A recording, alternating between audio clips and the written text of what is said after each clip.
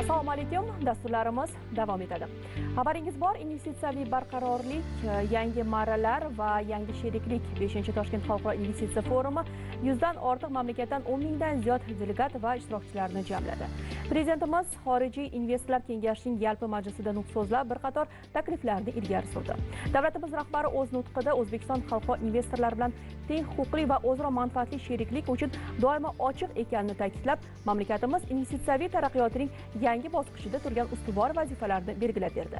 Shuningdek, kecha Prezidentimiz Shavkat Mirziyoyev raisligida Xalqaro kongress markazida xorijiy investorlar kengashining navbatdagi yalpi yig'ilishi bo'lib o'tdi. Ayni mavzularda suhbatlashish uchun studiyamizga ekspertlarni taklif etganmiz. Xush kelibsiz. Dastlab ular bilan tanishtirib o'tsam. Mashhurbek Jalolov, Respublika bank moliya akademiyasining ilmiy ishlar va xalqaro hamkorlik bo'yicha prorektori. Aminjon Mardonov, Respublika bank moliya akademiyasi ilmiy bo'lim boshlig'i. Xush kelibsiz. Kecha Prezidentimiz Shavkat Mirziyoyev raisligida Xalqaro kongress markazida xorijiy investorlar kengashining navbatdagi yalpi yig'ilishi bo'lib o'tdi. Unda ko'plab nufuzli tashkilotlar rahbarlari, vakillari ham ishtirok etishdi.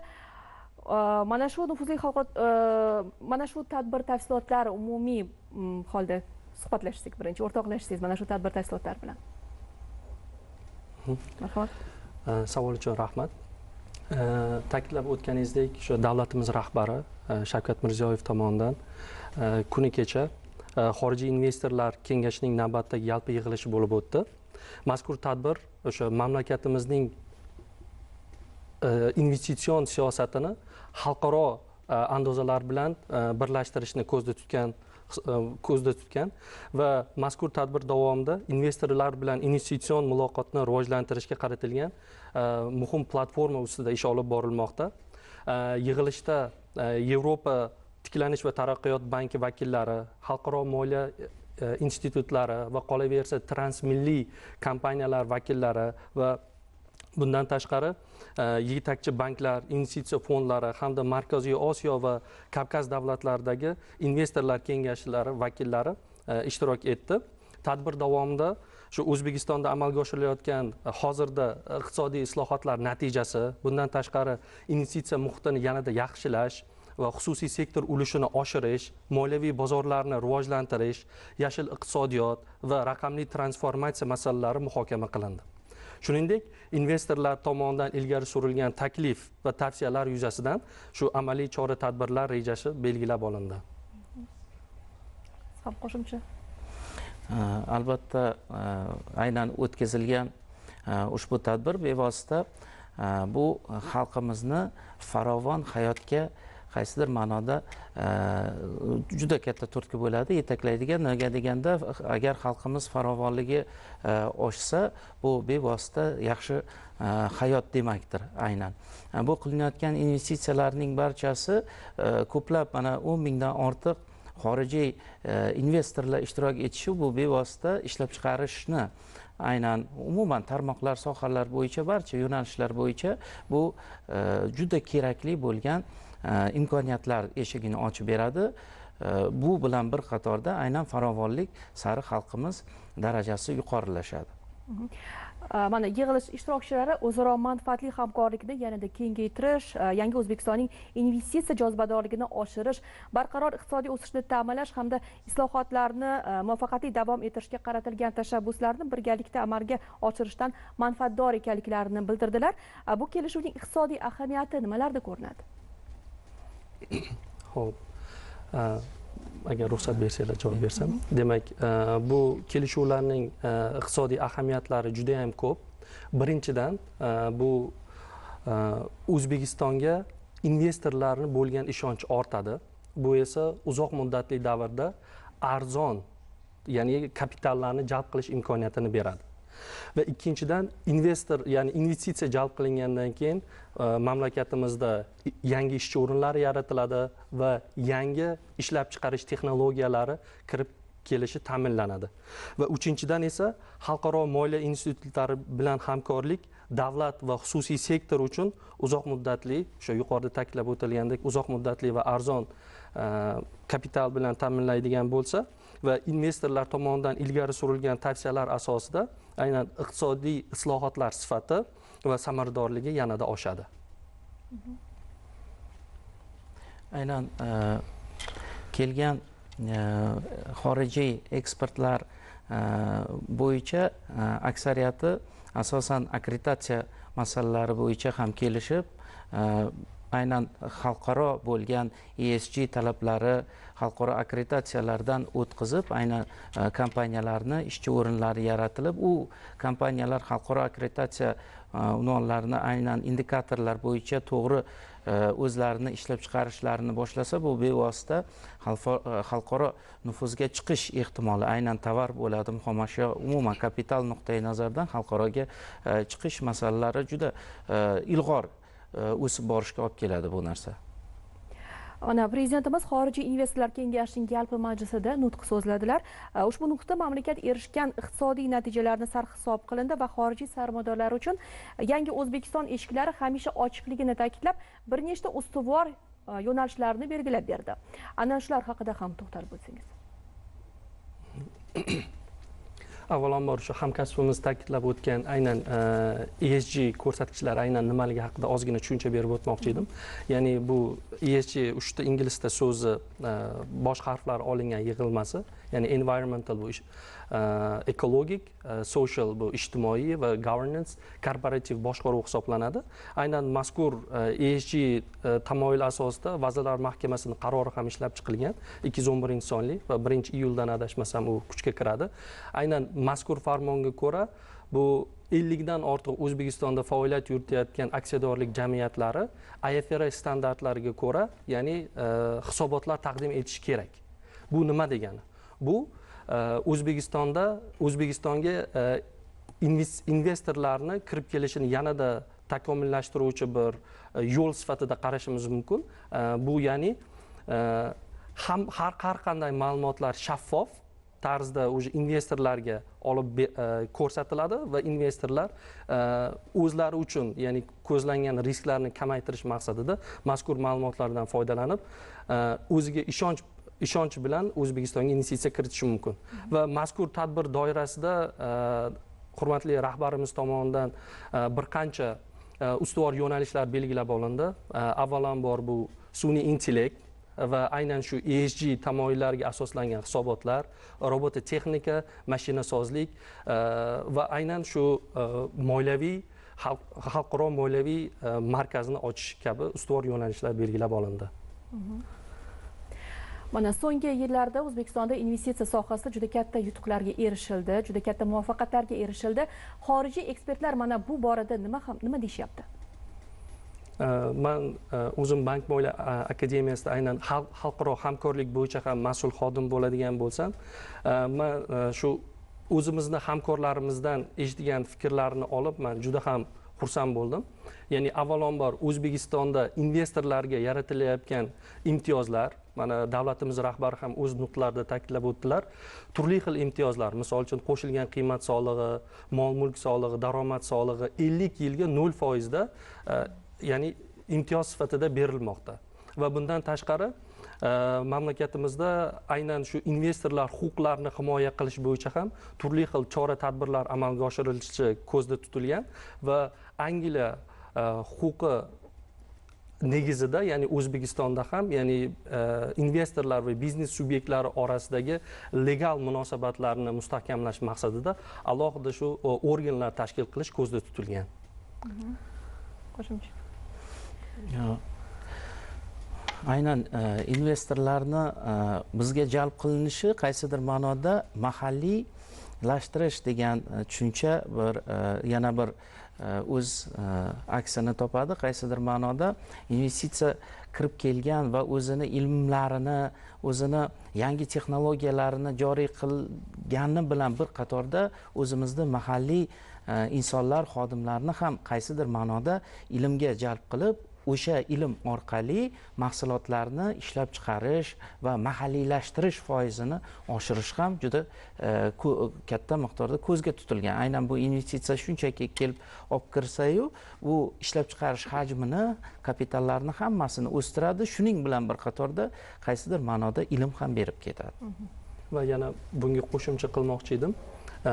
O'zbekiston shu 184 ta davlatlar orasida shu ya'ni iqtisodiy mo'tadil erkin davlatlar guruhiga kiritildi va bu 2026 yil statistikalari bo'ladigan bo'lsa, o'tgan yilgiga nisbatan 14 pog'ona yuqoriladik.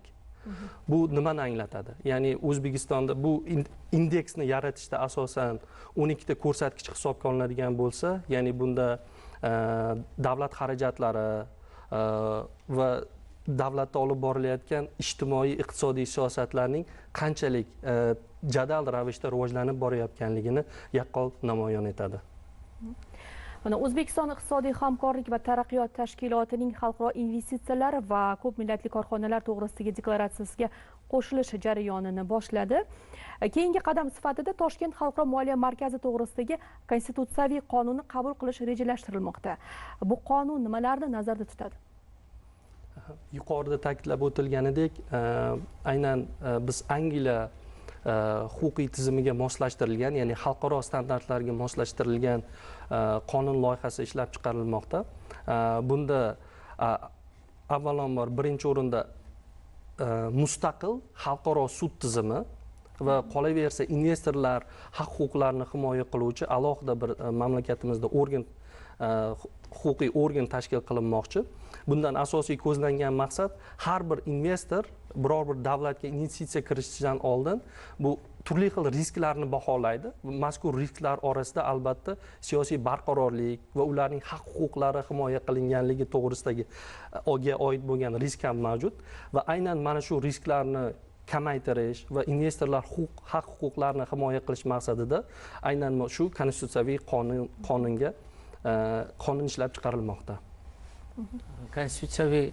Konstitutsiyaviy qonunni umuman kengashda ko'riladigan asosan sudyalar qaysidir ma'noda xalqaro miqyosda yoki bo'lmasa kengashida aynan xalqaro sudyalarni jalb qilgan holatda bu qanaqadir hisoblansa maqsadga muvofiq bo'ladi. Nimaga? Investor aynan kelib O'zbekistonni misol uchun sud tizimini bilmasa ham xalqaro aynan kengashda a'zolar bo'lganligi ularni qaysidir ma'noda xotirjam qiladi.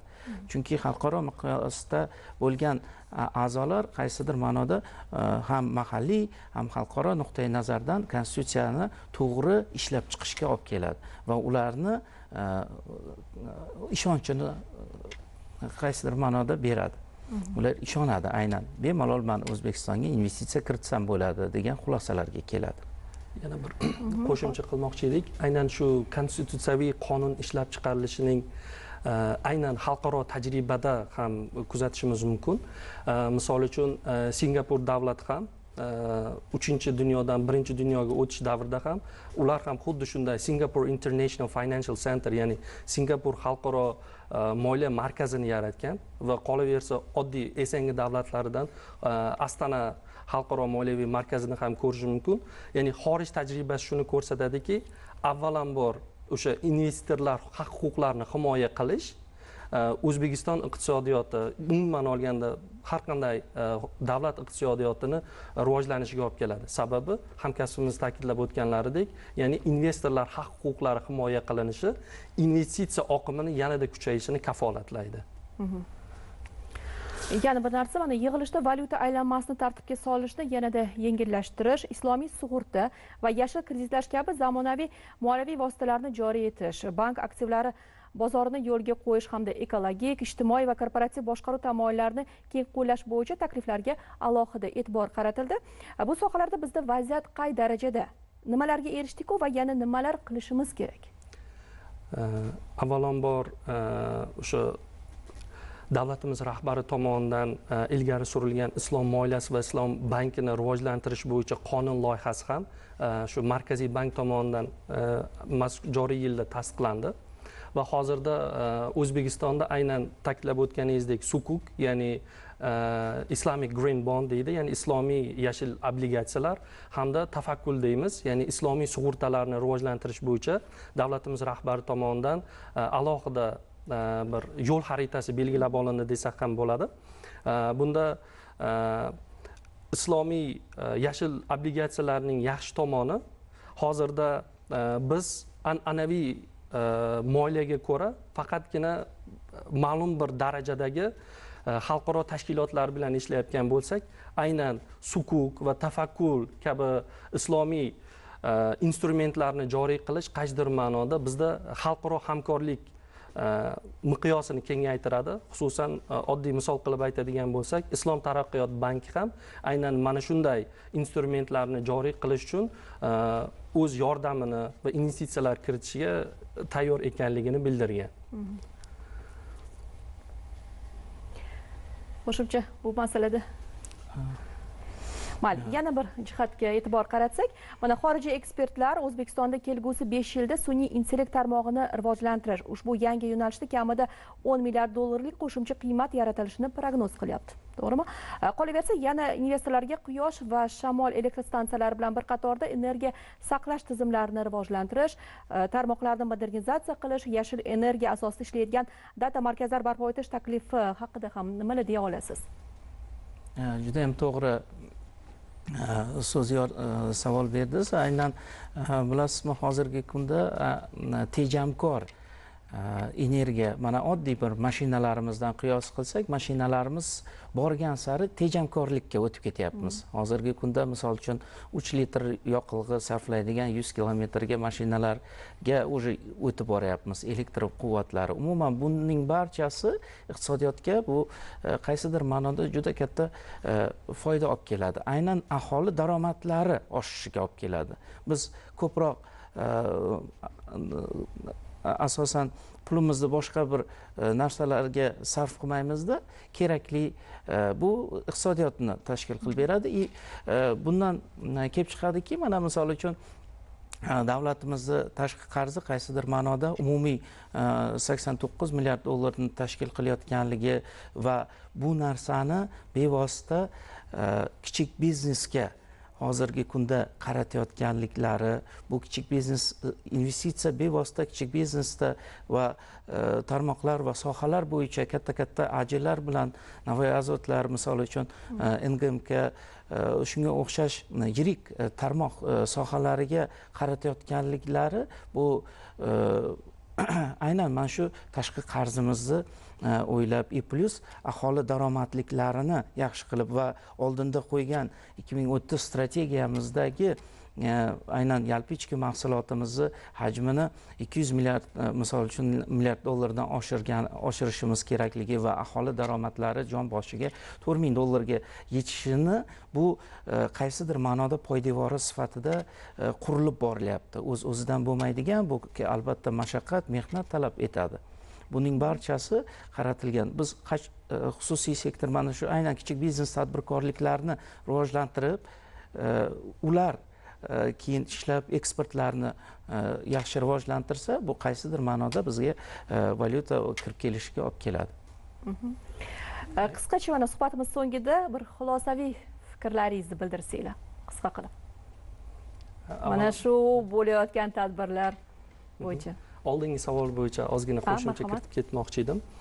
Ya'ni sun'iy intellekt va data markazlari va qayta tiklanuvchi energiya, ya'ni renewable energy deb ataladi ingliz tilida. Bular o'zaro bir-biriga chambarchas bog'liq. Hozirda davlatimiz rahbari tomonidan belgilangan ustuvor yo'nalishlardan biri sun'iy intellektni rivojlantirish bo'ladigan bo'lsa va sun'iy intellektni aynan ishlatish uchun bizga albatta ma'lumotlar kerak bo'ladi. Va sun'iy intellekt hozirgi o'sha International Energy Agency deymiz, xalqaro energetika agentligi statistikasiga ko'ra, hozirgi momentda butun dunyoning ishlab chiqarilgan o'sha elektr energiyasining 37% aynan shu sun'iy intellekt va davlat ma'lumotlar markazlari tomonidan ishlatilmoqda. Va bu ko'rsatkichlar 2035-yilga kelib aynan 50% dan oshishi kutilmoqda. Bu nima degani? Ya'ni O'zbekiston ham doim, ya'ni qaysidir rivojlangan yoki rivojlanayotgan mamlakatlar kelajakda yuz tutadigan muammolar yuz tutgandan keyingina chora ko'rmasdan proaktiv tarzda oldindan mana shunday muammolarni oldini olish maqsadida uchala sohaga, ya'ni tengdan e'tibor qaratilmoqda. Ya'ni bizda qaysidir ma'noda gaz deymizmi yoki neft zaxiralarimiz cheklangan va qayta tiklanuvchi energiyalar esa yo'q. va aynan shu kelajakdagi investorlar va energetika xavfsizligini oldini olish maqsadida O'zbekistonda ham aynan shunday chora-tadbirlar amalga oshirilmoqda. Va xulosa sifatida nimani ta'kidlashimiz mumkinki, bu xalqaro tajribada ham o'z isbotini topgan islohotlar va umid qilamizki, investorlarning ishonchi, O'zbekistonga bo'lgan ishonchi yanada ortib, mamlakatimizda ish o'rinlari, zamonaviy texnologiyalar va davlatimizda ham aynan R&D deymiz, ya'ni tadqiqotlar markazi yanada oshishiga olib keladi. Aynan mana shunday investitsion forumlarning ko'payishi. Juda ham to'g'ri aytdingiz. Aynan tabiiy boyliklar bu behisob emas. Biz aynan hozirgi kecha kunduzda o'ylashimiz kerakki, qayta ishlanuvchi aynan ilmga, kapitalga, inson resurslariga sarmoya kiritishni, bu bevosita tadbirkorlik bilan aynan investitsiya kirib kelgan ushbu islohotlarni zamirida barchasi yotadi. Bundan kelib chiqqan holda biz bevosita rahbarimiz tomonidan qo'yilgan mana shu qadamlar aynan qilib borilayotgan ishlarning barchasi O'zbekiston xalqini rivojlanishiga katta sabab bo'lib kelinmoqda desak mubolag'a bo'lmaydi. Suhbat uchun katta rahmat. Salomat bo'ling. O'zbekiston 24 telekanali esa o'z dasturlarini davom ettiradi. Bizdan uzoqlashmang. Yana uchrashguncha. Omon bo'ling.